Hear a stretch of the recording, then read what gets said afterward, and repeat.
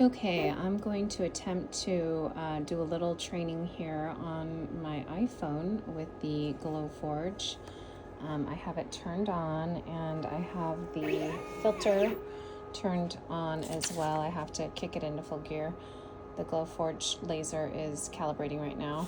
But I have my piece of art. This is my good art. It says do this. This is the good example because it is simple and black and white, and I did not outline the house with a Sharpie. This is my not good art. Don't do this. This is colorful and messy, and I've outlined the house with a Sharpie, which is not good. When you go to trace it, you'll see in a second. Okay, so I have my already pre-cut out house, and I'm on app glowforge.com. Sorry about the glare on my laptop. I'm going to basically create a new design, and I'm going to trace it in just a second. But first I need to put my piece of paper underneath the lid. So let me lift this up. And there's a little camera right here. So what I want to do is kind of position this so that when I put the lid back down, this will autofocus. So what's going to happen is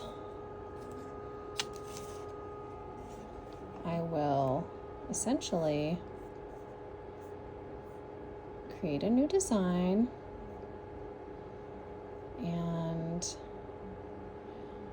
I'm going to basically trace my design because I already have it in here, and I just need to drag a square around the artwork that I want to trace. So I already have the artwork, so I have to use both my hands. So hold on, let's see if this films the whole thing.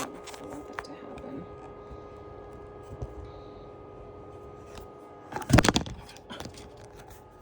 Oops, sorry. Kind of clunky. Put this here, so you can see this, and then you can see me drag. Oh, you know what I'm gonna do?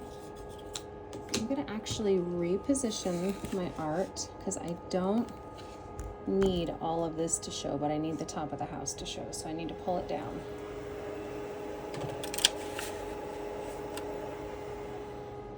So it's gonna actually, I'm glad you got to see this. It's gonna show the art move in just a second.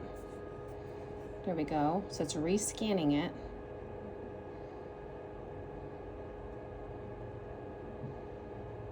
Hold on. There we go. So now I can actually like drag a whole box around this whole thing, and I don't want to cut it off. So I'm going to use my mouse to create this whole square. And if for some reason I cut any part of this off, I can start again. So like, look, I just cut part of my house off. So I need to delete that. I'm gonna go back and do it again. So I'm gonna start way up in the corner. I'm gonna start way up in the corner. And I'm gonna go all the way down around my house.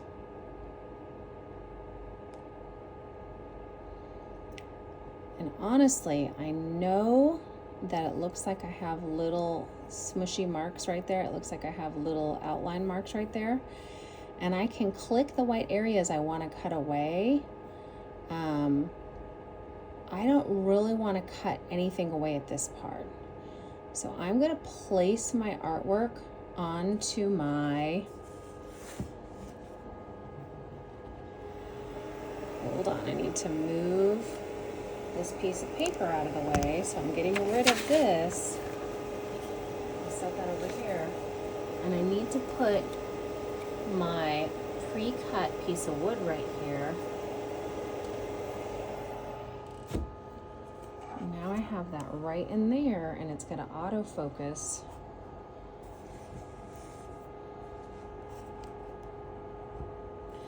And now you can see the picture is way bigger than the piece of wood. And essentially, when I give my kids, my kindergartners, a big piece of paper to draw their house on, they're going to be able to do that a lot better than if I give them a tiny little piece of paper that is this big.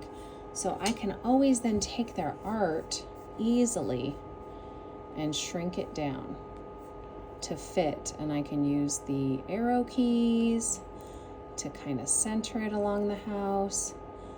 I can make it smaller than the house. I can make it the perfect size, but I am going to have to sit here and play with this. And this is where you're going to have to be patient. And this is why having a really simple design is going to be important without the outlines. This is why you do not want big, thick lines. If you have big, thick lines, it's going to be like mission critical that everything fits perfectly. Right now, I can kind of just stick everything on this house just like this, and it could be slightly off center because it doesn't matter that I have no outline. If I had these thick outlines, I'd be in big trouble. So now that I have that right where I want it to be, I have to go over to this part of my computer where it says enter settings, and I have to click on the settings, and this is going to be engraved under coins 2, and that's a preset setting that we did when we were doing lasering coins, and that will engrave everything pretty well. If you do faster coins, everything will happen a little faster, but the design won't look as good. So you could do coins 2, or faster coins, and you can play around with what you like. I like to do coins 2. It's up to you.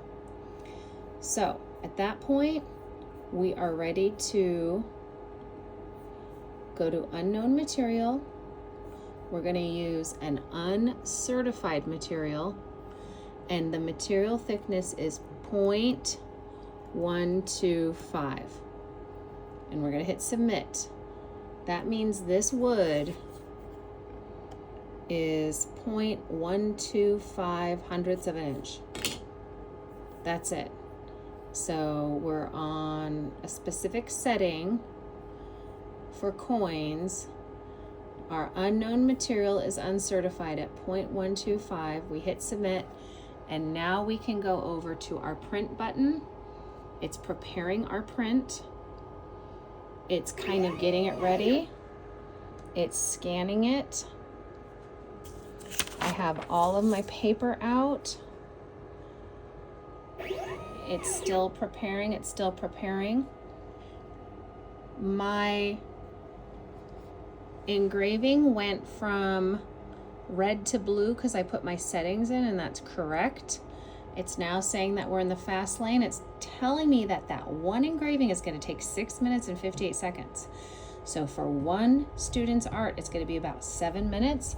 And when it says you're in the fast lane and you're ready to go, and this blue light is flashing, I can press, and I need to make sure my filter is all the way on.